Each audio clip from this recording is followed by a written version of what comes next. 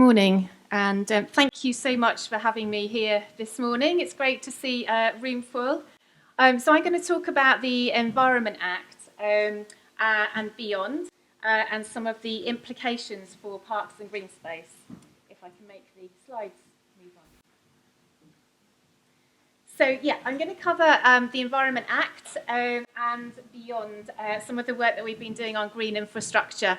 So the Environment Act, an extraordinary opportunity, probably the most significant opportunity certainly we in Natural England have seen in decades.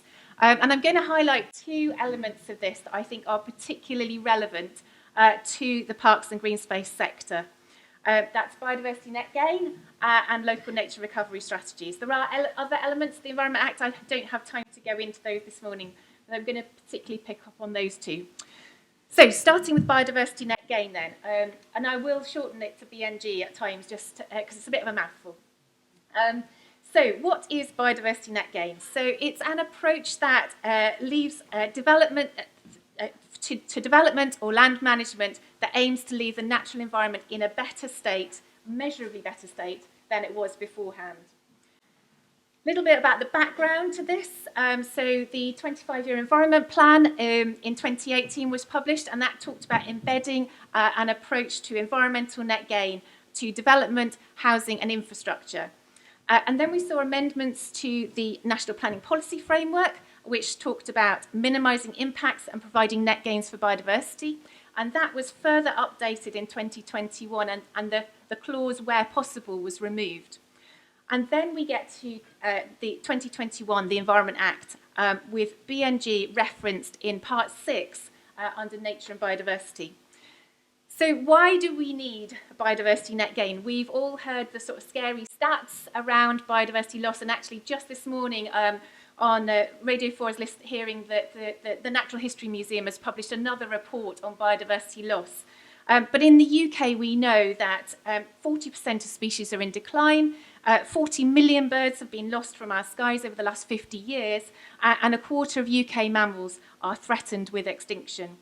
And declines are really as a significant result of land use change and agricultural intensification. And biodiversity net gain is the flagship policy, really, that looks to reverse this trend in the decline of nature resulting from development. So here's a few kind of key facts about the Environment Act. So in terms of biodiversity net gain. So the Act will amend the Town and Country Planning Act and the 2008 Planning Act around nationally significant infrastructure projects. And importantly, it will mandate BNG in the planning process, and it'll become a requirement for developments to deliver 10% net gain in biodiversity compared to their baseline values. And it goes on to state that the calculation of BNG will be by way of a mandatory metric and an approved biodiversity gain plan, with BNG habitat secured for a minimum of 30 years. There's also a statutory duty around maintaining a national register of BNG sites and the introduction of statutory biodiversity credits. So I'll talk about all those in a moment. So the mechanisms then for delivery of biodiversity net gain. So there's three possible routes. One is on-site. Many developments will create biodiversity units and try to deliver their 10% BNG on-site within the red line boundary of their development. And that could be through habitat enhancement or habitat creation, much of which will be green infrastructure. It's not always going to be possible, though, to deliver on-site, and BNG can be, therefore, delivered through off-site provision. And that is the start of a biodiversity unit market, which is where I think it could be of real interest to parks and green space. And I'll come on to that in a moment. The third option, which is really a last resort, is for statutory credits. And it may be that, particularly for day one of mandatory BNG, or for specific types of habitats, that sufficient off-site biodiversity units aren't available to purchase. So where that's the case, it's been agreed with the local planning authority, but only as a last resort, the developer can purchase statutory biodiversity credits from the Secretary of State. So it's this market for biodiversity units that I think is going to be of real interest to this, to your thinking. So this opens up a sort of market, particularly around those off-site units. So demand will come from developers, and supply could be from a variety of different places, including parks and green spaces, who could become suppliers of biodiversity units. So I'm just going to focus in a little bit more on the role of parks and green space then and the opportunities. So there could be some real opportunities here for parks and green space to capitalise on this. Firstly, as I've just said, parks and green space could become suppliers of biodiversity units as an off-site provider. So local authority-owned land, including parks and green space, can be used to deliver biodiversity net gain, and those uplifts can be sold to developers that are in need of that required uplift. Secondly, from a policy perspective and also in the metric, there's going to be an incentive to deliver locally. So parks could be well placed to meet that local demand. And as well as the biodiversity benefits, parks will also provide that kind of recreational access component, which could be very attractive to some developers who are looking to deliver more than simply biodiversity. Thirdly, one of the requirements under the mandatory approach is that habitats are managed and maintained for 30 years.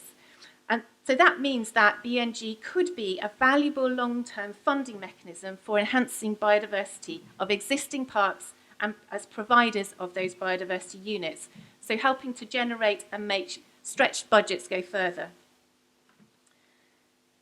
So I've talked about some of the opportunities. There obviously are some requirements as well that go hand in hand with that. Here's just a few. So habitats delivered into parks for BNG purposes would need to be added to that register that I was just talking about. And they would need to be legally secured and managed and monitored for a 30-year period. The baseline and the post-intervention values would need to be calculated using the Secretary of State metric.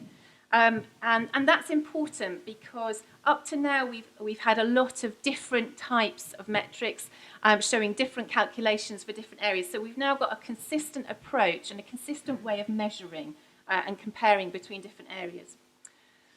It needs to be a fair and equitable system whereby local planning authority land's not favoured in any way, so we can't put that forward to developers in the first instance. It needs to be a level playing field, but certainly they could play into that field and that market.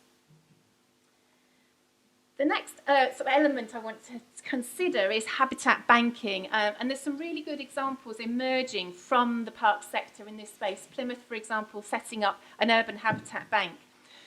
So an habitat bank essentially is an off-site BNG delivery, but where the habitat works have been undertaken in advance of any loss occurring.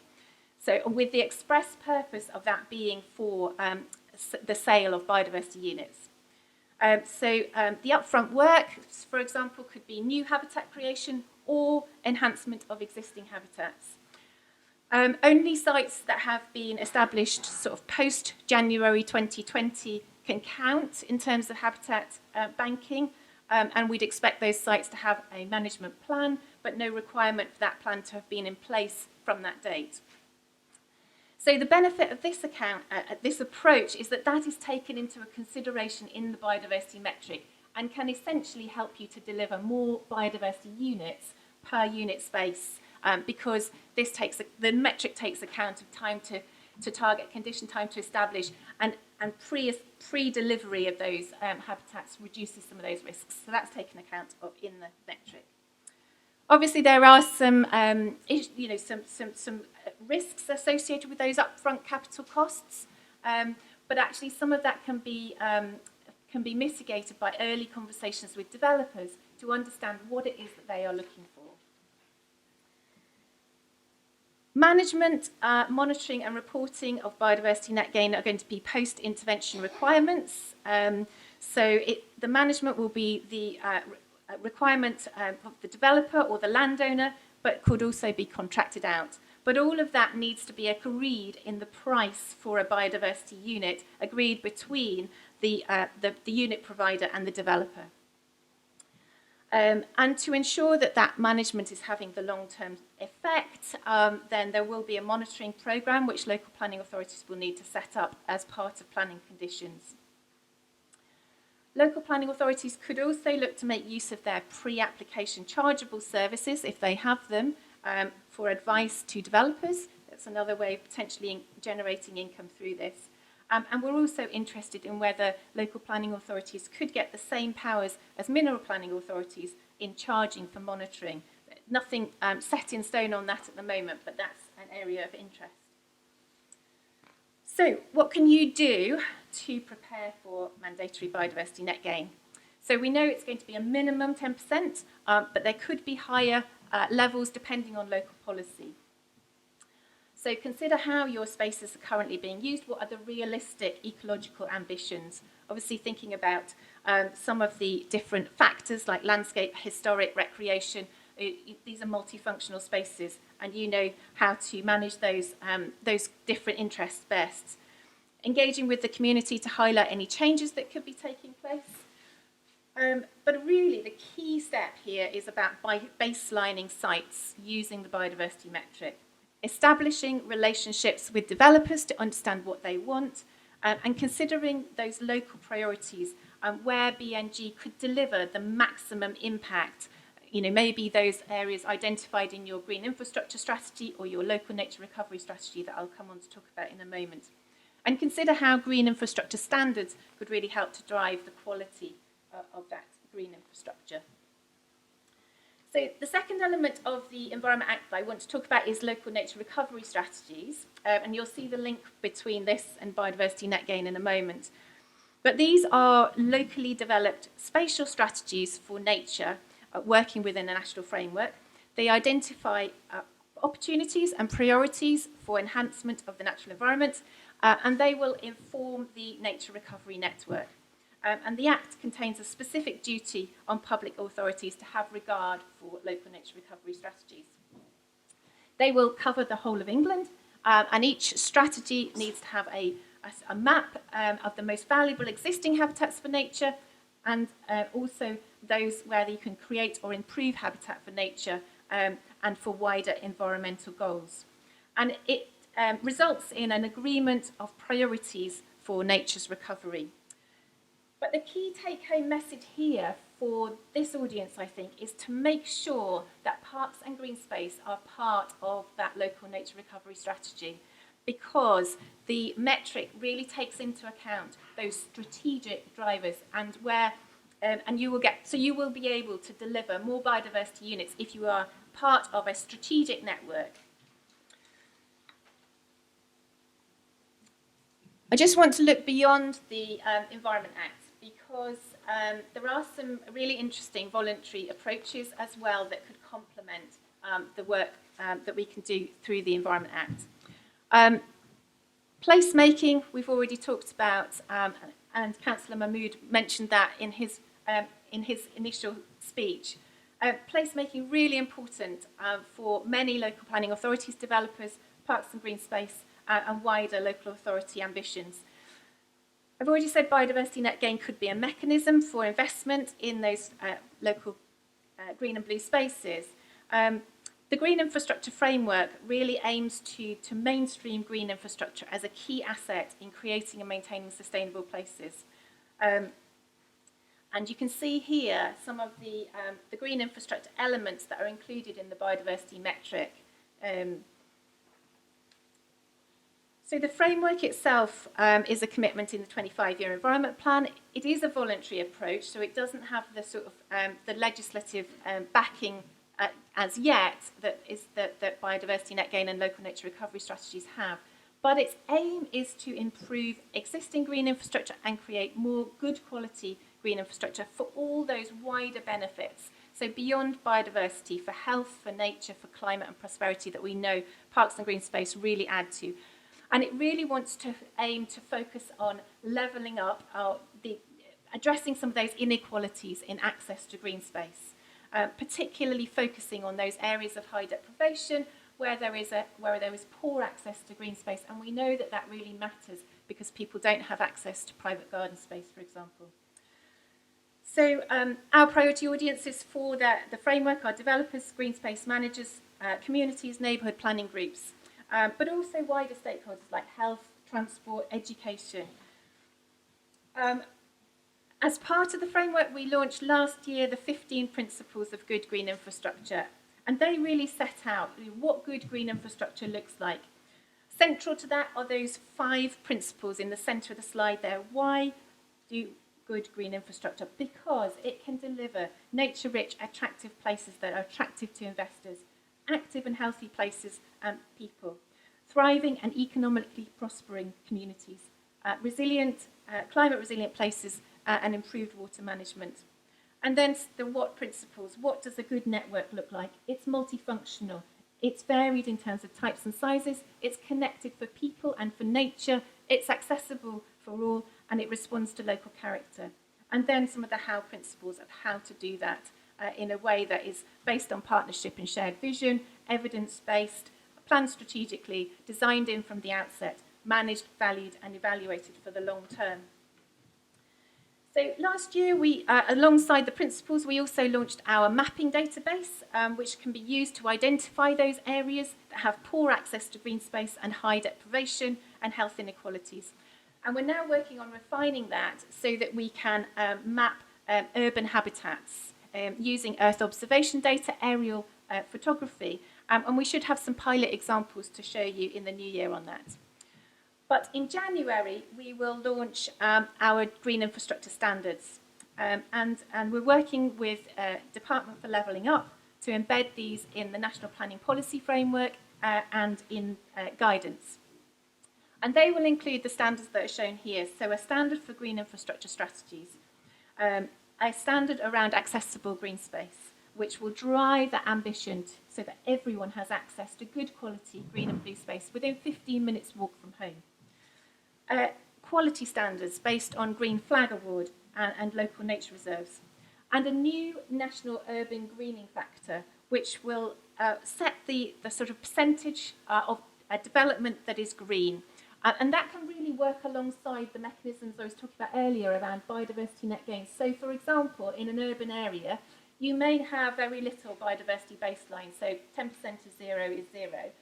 But an urban greening factor can really help to drive the amount, the quantum of greening in an urban area where that biodiversity baseline is low and can help to set what is delivered on site. And then we have an urban tree canopy cover target as well, which is around setting those local tree canopy cover targets. And Birmingham obviously already sort of working in that space, which is really exciting to hear. We will also be publishing a green infrastructure design guide, which will set out how to do good green infrastructure as part of development, linking to the National Model Design Code and helping to develop local design codes. So all of that will be launched in January, 31st of January. I'll give you a link for that in a moment. We're also supporting a cohort of green community hubs, working with Groundwork and others to support nature-based activities that link with green social prescribing. And we have 7 green social prescribing test and learn sites where we're looking at those nature-based activities. So lots going on. Thank you. Just coming into land. This are just a few examples from the Green Infrastructure Design Guide. Green roofs in the middle, biosolar roofs, could help to deliver for biodiversity, but also for energy generation. How can we be smart about how we design? Could these be added to parks buildings or to our buildings across the city?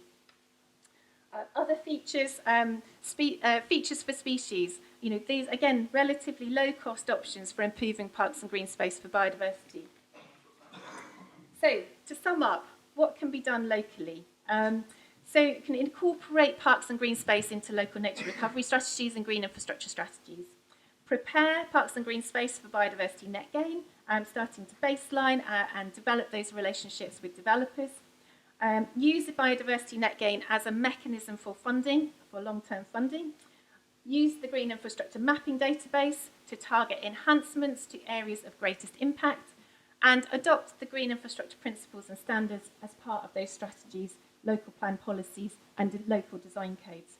And we think that with that kind of package, we'll start to see greener, greener towns, greener cities, greener neighbourhoods, with those benefits we know green stuff can bring for climate, for health, for nature and prosperity.